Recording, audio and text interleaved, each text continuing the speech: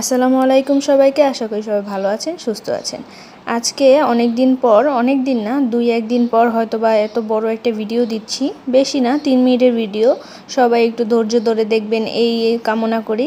তো আমি এই কয়দিন ব্যস্ততার কারণে কোনো ভিডিওই করতে পারিনি। অবশ্য ভিডিও করেছি, ছোট ছোট ভিডিও, কিন্তু ভাবলাম ওই ভিডিও দিয়ে কোনো কাজ নেই, তাই ভাবলাম আজকে থেকেই ভিডিও আপলোড দিই। আজকে যা যা করব দুপুর পর্যন্ত বা যেতটুকুই হোক, যাই করি তারই একটা ভিডিও দিব।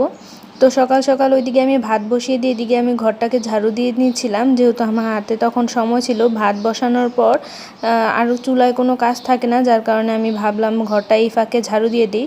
ওইদিকে আমার শ্বশুর শাশুড়িরা ঘুমিয়েছিল, তখন হালকা হালকা ফর্সা হয়েছিল, আর যার কারণে আমি ভাবলাম যেহেতু এই সুযোগে ঘরটা পুরোটা ঝাড়ু দিয়ে নিই, ওনারা উঠলে ওনাদের রুমটা আলাদাভাবে ঝাড়ু দিয়ে নিব।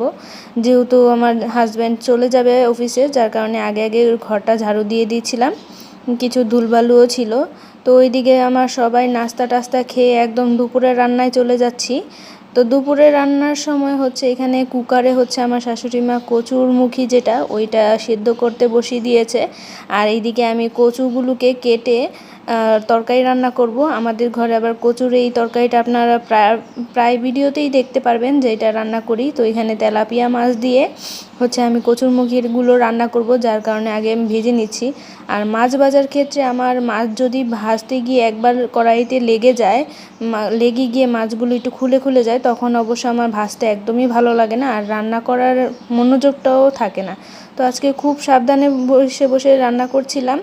তো আর কোনো কাজ ছিল না। শ্বশুরমশাই ওইদিকে ডায়াবেটিস হসপিটালে চলে গেছিলো, আমি আর আমার শাশুড়ি মাই বাসায় ছিলাম।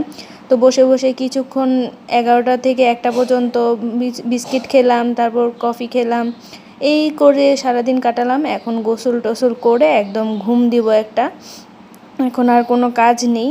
তো আমার ওইদিকে আবার আমি চিংড়ি মাছ আর মসুরের ডাল আর কি ডাল যেন, ওইগুলো একসাথে বেটে তারপর এখানে ব্লেন্ড করে, তারপর এখানে হালকা আদা, হলুদ, মরিচ, তারপর কাঁচামরিচ, পেঁয়াজ, যা যা প্রয়োজন সব কিছু দিয়ে ভালোভাবে মেখে রেখে দিচ্ছি।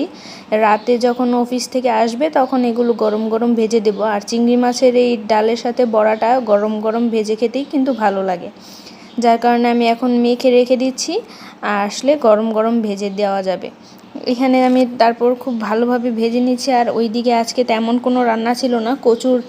কচুরমুখীর টক রান্না করেছিল আমার শাশুড়ি মা, আর আমি কচুর তরকারিটা রান্না করেছিলাম। আসলে আমাদের বাসায় এই কয়দিন শুক্রবারের পর থেকে অনেক মেহমান এসেছিল, যার কারণে কোনো ভিডিও ক্লিপই নেওয়া হয়নি। কারণ আমার চাচা শ্বশুর, চাচি শাশুড়ি, তারপর ননদ ননাস, তারপর আরও অনেকে, ফুফু শাশুড়ি, তারপর অনেকে এসেছিল, যার কারণে কোনো ভিডিও দিতে পারিনি। আশা করি আজকের ভিডিওটা সবার কাছে ভালো লাগবে। সবাই ভালো থাকবেন। আল্লাহ হাফেজ।